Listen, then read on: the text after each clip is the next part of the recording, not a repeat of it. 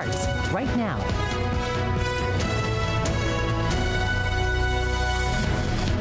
Tonight, we're digging into the law behind some of the rights you have as an American citizen, guaranteed by the U.S. Constitution. This in light of a second deadly shooting involving federal agents and a protester in Minneapolis. Thanks for joining us. I'm Latricia Thomas. And I'm Kim Chapman-Whitfield. Now, we want to warn you here, some people may find the video in the story disturbing. New video obtained by ABC News shows Border Patrol agents in front of a donut shop about to start an immigration enforcement operation. And minutes later, Alex Preddy shows up, and video shows him using a phone to record the federal agents. In the chaos that followed, reports say Border Patrol agents removed a legally obtained weapon from Preddy's waistband, and seconds later, agents shot and killed him. After the shooting, some members of the Trump administration justified what happened, condemning Preddy for bringing a gun to a protest. News Channel 9's Ray Collado spoke with a legal expert about your rights when it comes to firearms and peaceful assembly. Ray. According to the Department of Homeland Security, this is the gun that Preddy brought to that protest in Minneapolis, sparking Second Amendment debates from Republicans and Democrats alike on just where and when Americans can bring their concealed firearm, with officer safety at its center point. Having the weapon doesn't mean that an officer can use lethal force. It has to be the use of lethal force when confronted with that kind of a reasonable fear.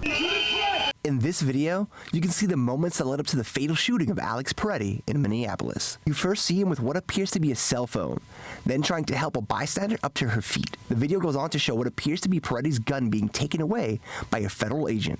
Seconds later, he was shot and killed by border agents, sparking a debate on where and when residents can carry their concealed gun. The reality is our Second Amendment protects our right to carry a gun for our own protection, and as long as it's not a prohibited area, your right to carry the gun. According to the U.S. Concealed Carry Association, many states do require residents who are carrying a concealed weapon to inform law enforcement officers. But that isn't a universal rule. Monty Sanders, a gun instructor of 6 years, says it's a policy all gun owners should have. In Georgia in particular, you're not required, but it's a good policy. A lot of times if you do have a firearm and you do have a permit, to go ahead, keep your hands at 10 and 2 and tell the officer. On Fox News, the director of the FBI said, "You cannot bring a firearm loaded with multiple magazines to any sort of protest that you want."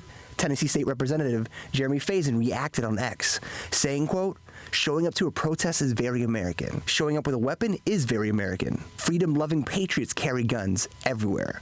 Reference to Boston Tea Party. Attorney Bill Speaks says if the federal agent in the Minnesota shooting does face charges, it will be up to a jury to decide if fear played a role in his decision to shoot. It is not whether that particular officer, with his idiosyncrasies or not, was in fear. A jury would have to look at what a reasonable person faced with that situation, whether they would be in fear as well.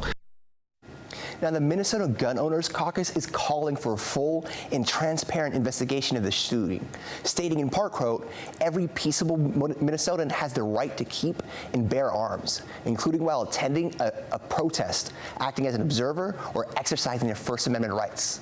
The caucus goes on to say these rights do not go away when someone is lawfully armed. Latricia? Ray, thank you. President Trump says he wants an honorable and honest investigation into Preddy's shooting. He told the White House reporters DHS Secretary Kristi Noem is not stepping down tonight.